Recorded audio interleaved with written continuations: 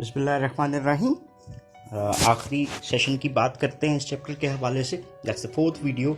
और अभी की सेशन में हम डिस्कस करेंगे that why we need to understand career management. यहाँ पे हम दो पर्सपेक्टिव के ऊपर बात करते हैं। हमने लास्ट लेक्चर में करियर मैनेजमेंट और करियर डेवलपमेंट को देखा और उसके डिफरेंसेस के ऊपर बात की। सो इम्पॉर्टेंट टू एस्पेक्ट्स जो आपको नज़र आते हैं करियर मैनेजमेंट के हवाले से, वो दो हैं। और पहली चीज़ क्या है जी, दैट इज़ इंडिविजुअल्स पर्सपेक्टिव, और दूसरी चीज़ जो होगी वो क्या होगा, organizational perspective. So organizations basically क्यों काम कर रही होती हैं, they want to earn profit.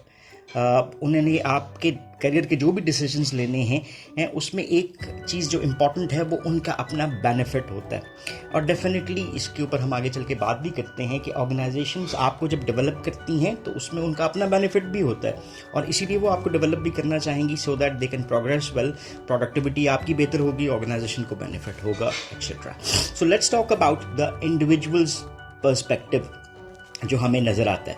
तो इंडिविजुअल के व्यू पॉइंट के मुताबिक अगर एक इंडिविजुअल अपनी करियर मैनेजमेंट में बेहतर अंदाज में काम कर रहा है तो वो डिफरेंट जो चैलेंजेस हैं, आपको अपने इन्वायरमेंट में इकोनॉमिक चैलेंजेस नज़र आ गए, टेक्नोलॉजिकल, कल्चरल, एनवायरमेंटल, ये सारी चीज़ें जो हैं उनको वो बेहतर अंदाज में कोप कर सकता है। मोर ओवर अगर हम बात करते हैं कि करियर जो हैं वो आपको स्टैग्नेंट नज़र नहीं आते, चेंज होते हुए नज़र आते हैं।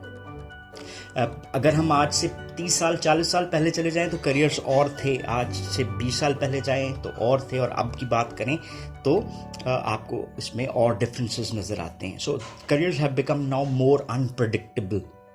कल्चरल कॉन्टेक्स्ट में भी हमारी preferences about finding a career and then pursuing that career has changed. So behavioural scientist ने डिफरेंट चीज़ों को ऑब्जर्व किया इसी हवाले से कि करियर में आपको क्या चीज़ें नज़र आती हैं या क्या चेंजेस नज़र आती हैं, उसके ऊपर थोड़ी सी बात करते हैं। इंडिविजुअल के हवाले से अगर हम बात करें तो आपको क्या नज़र आता है, पहला पॉइंट जिस पे हम बात कर रहे हैं that is the high expectations. ये हाई एक्सपेक्टेशंस क्या हैं?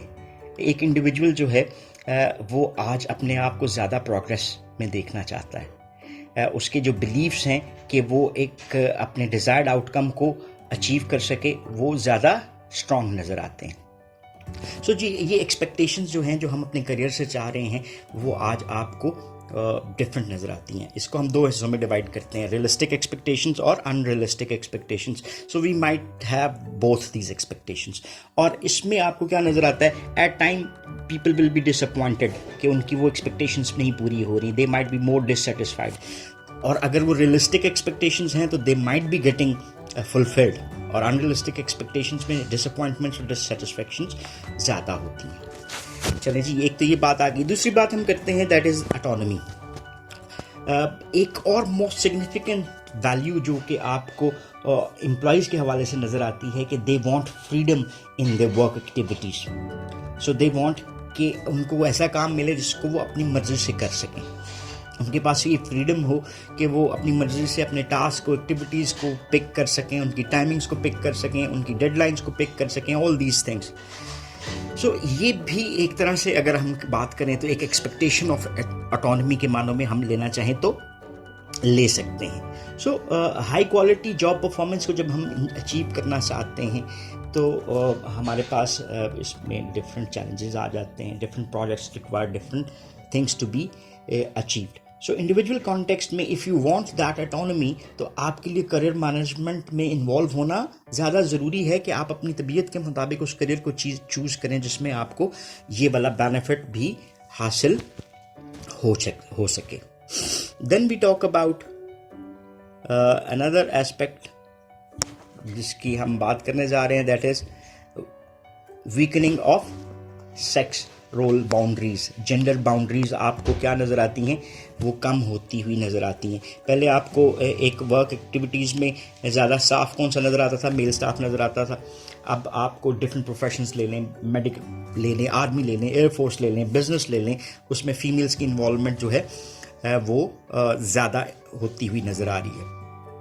सो जो जेंडर रोल्स हैं, सेक्स रोल्स हैं, वो भी आपको मॉडिफाइड फॉर्म में नज़र आते हैं. So wider range of options are available for males and females कि वो अपने करियर को किस तरह से प्रोग्रेस करना चाहिए तो कर सकते हैं. So they need to choose more wisely, और उस वाइज इनफ डिसीजंस के लिए उनको करियर मैनेजमेंट में इन्वॉल्व होना बहुत हद तक ज़रूरी होता है. Another aspect is the importance of concern for total lifestyle. Concern for total lifestyle से क्या मुराद है? हम कैसे रहना चाहते हैं अपनी लाइफ में, ठीक है. हम चाहते हैं कि जी हमें 8 घंटे काम करना पड़े और फिर हम फ्री हो जाएं. हर जॉब में ऐसे नहीं होता. बाज़ जॉब्स उनसी हैं वो फुल टाइम जॉब्स हैं जिसमें आप स्ट्रेटेजिस्ट हो, आपको all the time on call रहना पड़ता है. आपको एक्सटेंडेड वर्क इन्वॉल्वमेंट शो करने के लिए ईमेल्स के साथ अटैच रहना पड़ता है जो कि आपके घर के टाइम में भी हैं. वर्क लाइफ बैलेंस के ऊपर उसका एक इफ़ेक्ट पड़ता है.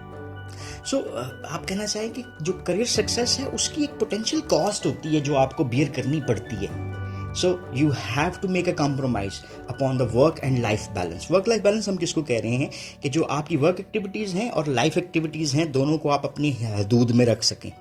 So वर्क की स्ट्रेस घर में चली जाती है और घर की स्ट्रेस वर्क में आ जाती है. अगर हम इसको नहीं होने देते तो हम वर्क लाइफ बैलेंस में जा रहे हैं, और अगर हम होने देते हैं तो वर्क लाइफ इम्बैलेंस में जा रहे हैं. सो टोटल लाइफ कंसर्न भी इसी चीज़ से रिलेट करती है कि हम अपने जो लाइफ स्टाइल जो हम चाह रहे हैं उसी के मुताबिक अपने करियर्स को चूज़ करें. और बैलेंस लाइफस्टाइल के हवाले से जस्ट एक example, if I want to become a doctor I must know कि डॉक्टर की लाइफ नहीं होती. It is the responsibility of that doctor to serve the society. तो फिर वो रात को अगर इमरजेंसी कॉल आती है तो he don't have to think कि मेरी नींद ख़राब हो रही है. उसको उस इमरजेंसी को डील करना पड़ेगा, जाना पड़ेगा. सो वहाँ पर एक concern for the total life style, if it is already with a person while selecting a career तो वो उसको बेटर आउटकम्स जो हैं वो भी दे सकती है. देन हमारे पास आ जाता है जी diversity of career orientation. Orientation किसको कहते हैं? जानना. सो हर इंडिविजुअल जो है उसकी करियर ओरिएंटेशन जो है वो डिफ़र कर सकती है. I might be thinking about a career differently, you might be thinking about a career differently.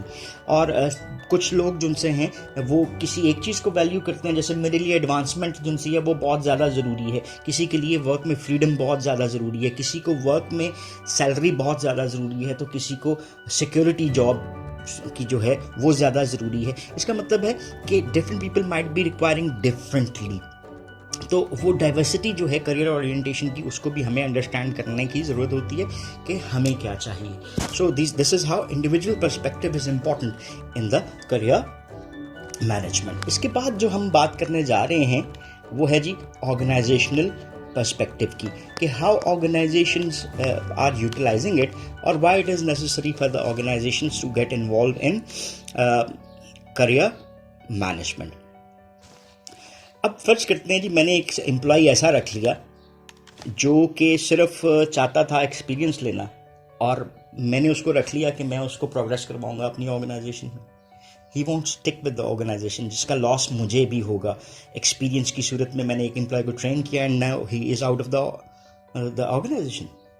तो हमारे लिए क्यों ज़रूरी है, इसके ऊपर पहला पॉइंट हमारा बनता है, that is selection of human resource. जो ह्यूमन रिसोर्स मैनेजमेंट है उसकी सक्सेस कहाँ से शुरू होती है कि अगर हम इफ़ेक्टिवली सिलेक्ट कर रहे हैं, रिक्रूट कर रहे हैं, उन एम्प्लॉयज़ को सोशलाइज करते हैं अपनी ऑर्गेनाइजेशन के साथ. तो ये जो effective recruitment and selection and socialization है इसको हम अटैच कर देते हैं करियर मैनेजमेंट के साथ. जो टैलेंटेड एप्लीकेंट्स हैं हम उनको लेते हैं, उनको प्रोग्रेस करवाते हैं, और उनके ऑब्जेक्टिव्स के साथ हम अपनी ऑर्गेनाइजेशन को अगर मैच करते हैं तो उसका बेनिफिट इंडिविजुअल को भी जाएगा और अल्टीमेटली बेनिफिट ऑर्गेनाइजेशन भी हासिल कर रही होती है. सो अगर एक ऑर्गेनाइजेशन जिनसा है अप्रोप्रिएटली अंडरस्टैंड करती है कि एम्प्लॉय जॉब से क्या चाह रहा है, उसको उस कल्चर का पार्ट बनवाती है, तो वो ज़्यादा बेहतर अंदाज में उनसे काम ले सकती है. फिर दूसरे पॉइंट के ऊपर आते हैं, development and utilization of human resource. Productivity के साथ इस पॉइंट को रिलेट करते हैं कि how does productivity benefits the organization. अगर एक एम्प्लॉय अच्छा काम कर रहा है तो अल्टीमेटली वो ज़्यादा अच्छा आउटकम लेकर आएगा। वो इफेक्टिवनेस और एफिशिएंसी अल्टीमेटली किसको सपोर्ट करेगी? ऑर्गेनाइजेशन को सपोर्ट कर रही है। So best utilization of the human resource अगर आप लेना चाहते हैं तो एक स्टेगनेंट एम्प्लॉय से शायद आप ना ले सकें। वो 4 साल एक जगह पे काम करता है, now he need progress, he is good, better knowledge skills abilities में वो हो चुका है, अब उसको नेक्स्ट जॉब में प्रोसीड करना है। अगर नहीं मिलती तो he will look for another organization. तो हम डेवलपमेंट और यूटिलाइजेशन ऑफ ह्यूमन रिसोर्स में करियर मैनेजमेंट पर्सपेक्टिव को यूज़ करके एक बेहतर आउटकम लेकर आ सकते हैं। देन हमारे पास आ जाता है जी management of the career plateau. Plateau किसको कहते हैं? करियर प्लेटू किसको कहते हैं? जहाँ पे एक एम्प्लॉय जो है वो किसका शिकार हो जाता है? ये जी प्रोग्रेस कर रहा है और अब वो किसका शिकार हो गया? एक straight line, that is stagnation और करियर प्लेटू। कि एक इंडिविजुअल को हमने प्रोडक्टिव रखना है इवन दो हमारे पास हायरार्किकल पोजीशंस नहीं है कि उनको बेहतर जॉब की तरफ लेकर आ सकें।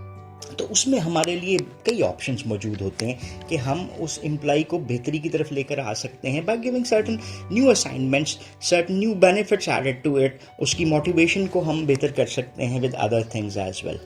और एंड पे आखिरी 2 पॉइंट्स में से management of cultural diversity, management of cultural diversity.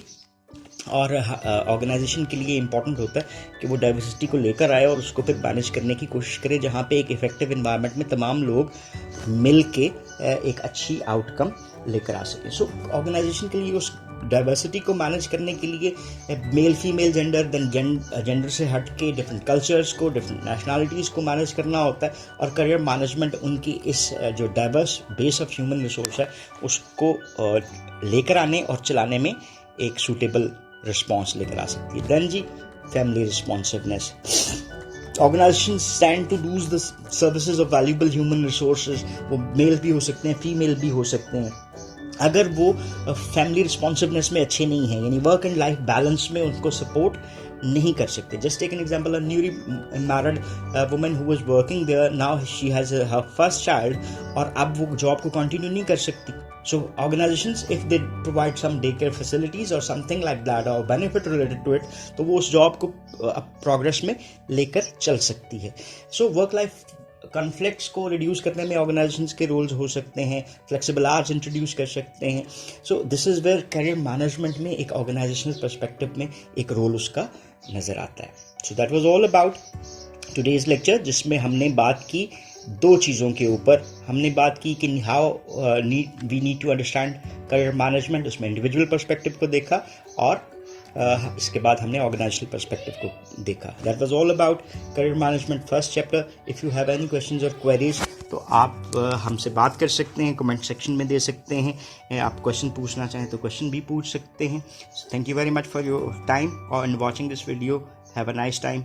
अल्लाह हाफिज़।